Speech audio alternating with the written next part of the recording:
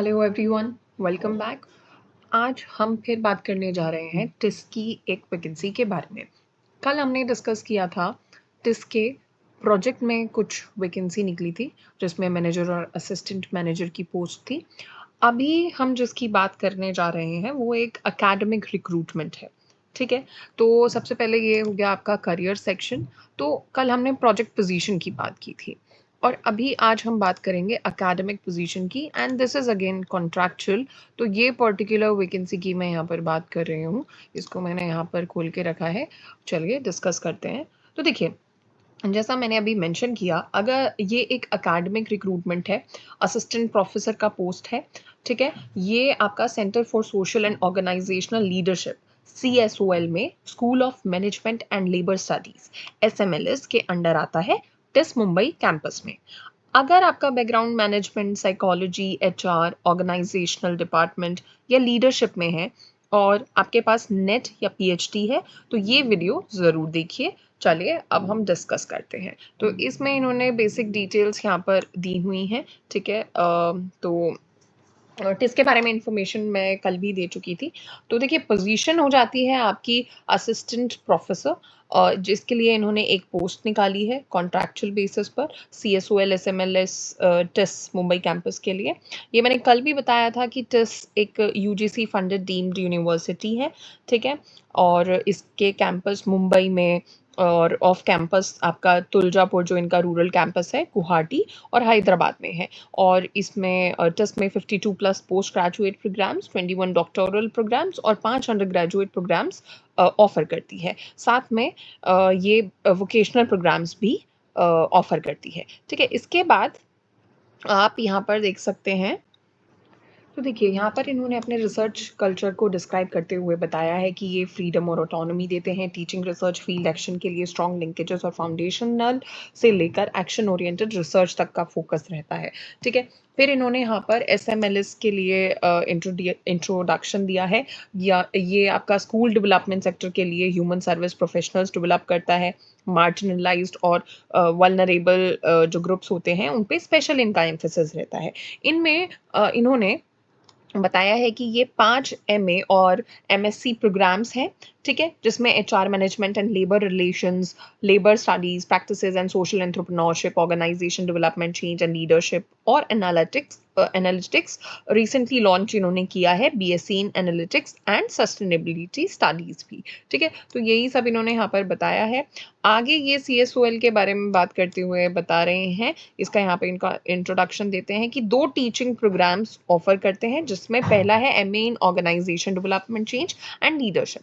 ठीक है, तो आप इसको पढ़ सकते हैं। मैंने आपको ऑलरेडी बता दिया है आपको ये PDF कहाँ पे मिलेगी। ठीक है, अच्छा, इसमें अगर आप CSOL की बात करें, CSOL का दूसरा प्रोग्राम कंटिन्यू होता है, executive PG diploma in organisation development and change. फिर बताया गया है कि स्कूल 1 पोस्ट के लिए इन्होंने यहाँ पर बताया है कि स्कूल 1 पोस्ट के लिए एप्लीकेशंस इनवाइट कर रही है कॉन्ट्रैक्चुअल बेसिस पर, इनिशियली 1 साल के लिए परफॉर्मेंस बेस्ड एक्सटेंशन के साथ। ठीक है, अच्छा, टीचिंग रिस्पॉन्सिबिलिटीज की अगर हम बात करें तो कैंडिडेट को फुल टाइम और पार्ट टाइम प्रोग्राम्स दोनों में टीच करना होगा, स्पेशली CSOL से एसोसिएटेड प्रोग्राम्स में। स्टूडेंट्स को फील्ड वर्क एक्टिविटीज कोऑर्डिनेट करने होंगे, उन्हें मेंटोरशिप देनी होगी, फील्ड वर्क सुपरविजन में हेल्प करनी होगी, मास्टर्स रिसर्च डिसर्टेशंस गाइड करने होंगे।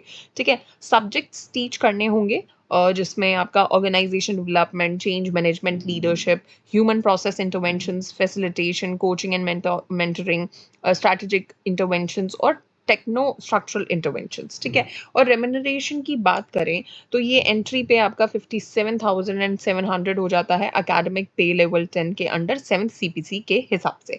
ठीक है, इन्होंने फिर फर्दर यहाँ पर एजुकेशनल क्वालिफिकेशन एक्सप्लेन किए हैं। एजुकेशनल क्वालिफिकेशन की बात करें तो मास्टर्स डिग्री मांगा है, मिनिमम 55% मार्क्स, इनमें से कोई भी एक सब्जेक्ट चलेगा, management, psychology, applied psychology, HR management, ये काफ़ी सारे सब्जेक्ट्स यहाँ पे मेंशन है, तो ये आप देख सकते हैं।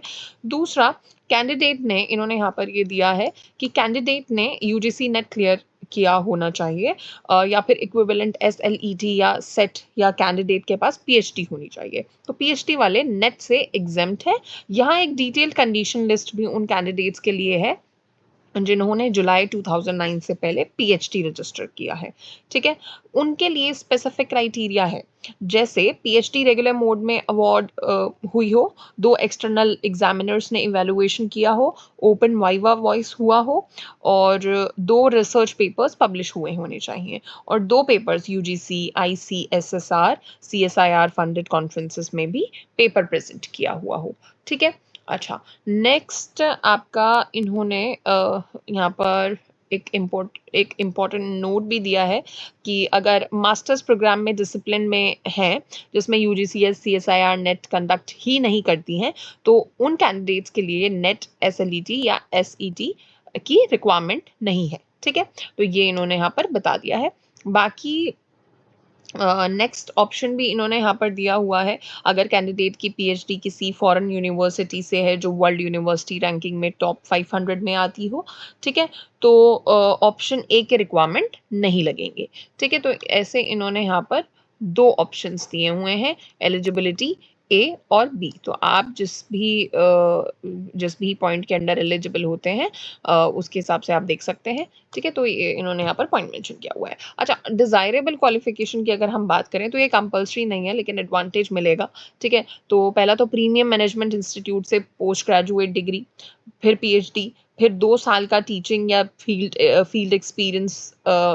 प्रैक्टिस एक्सपीरियंस प्रेफरेंस मिलेगी और ऑर्गेनाइजेशन डेवलपमेंट, चेंज मैनेजमेंट या लीडरशिप में प्रैक्टिसिंग एक्सपीरियंस वाले कैंडिडेट्स को भी प्रेफरेंस दी जाएगी, है ना। अच्छा, बाकी देखिए,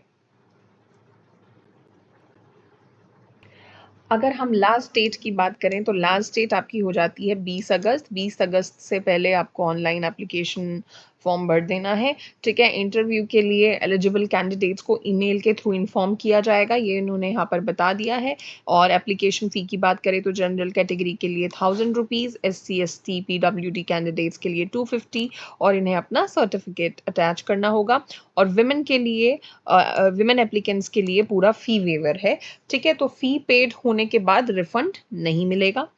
अच्छा, आगे इन्होंने यहाँ पर कुछ कंडीशंस दिए हुए हैं, ठीक है। अगर इनकी बात करें तो इंस्टीट्यूट के पास राइट है किसी भी पर्सन को डायरेक्टली इंटरव्यू के लिए इनवाइट कर सकती हैं, चाहे उन्होंने ऑफिशियली अप्लाई किया है या फिर नहीं किया है या फिर एडवर्टाइज्ड वैकेंसी को फिल भी नहीं करते हैं तो भी, ठीक है। सिर्फ क्वालिफिकेशन होना कोई गारंटी नहीं है कि आपको इंटरव्यू कॉल आ जाएगी, पहले शॉर्ट लिस्टिंग की जाएगी।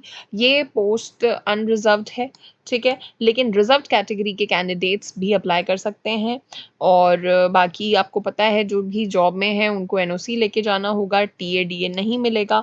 इंस्टीट्यूट के पास राइट है कि अगर एडवर्टीजमेंट या रिक्रूटमेंट प्रोसेस में कोई भी गलती होती है तो अपॉइंटमेंट ऑर्डर इशू होने के बाद भी वो कम्युनिकेशन मॉडिफाई, विदड्रॉ या कैंसिल कर सकते हैं, ठीक है।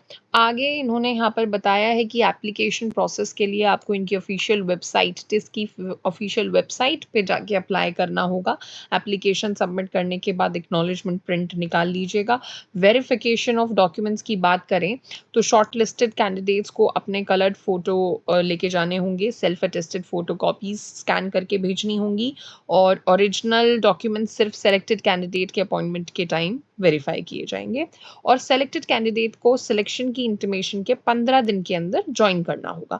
तो इन्होंने 15 डेज का टाइम दिया है यहाँ पे और ये नोटिफिकेशन इतना ही था इसमें, ठीक है। तो अगर आपको ये रेलिवेंट लगता है आपके एकेडमिक फील्ड या फिर जो भी आपका अभी चल रहा है उसके हिसाब से, तो प्लीज़ डू अप्लाई, क्योंकि टिस एक अच्छा रेप्यूटेड ऑर्गेनाइजेशन है, ठीक है।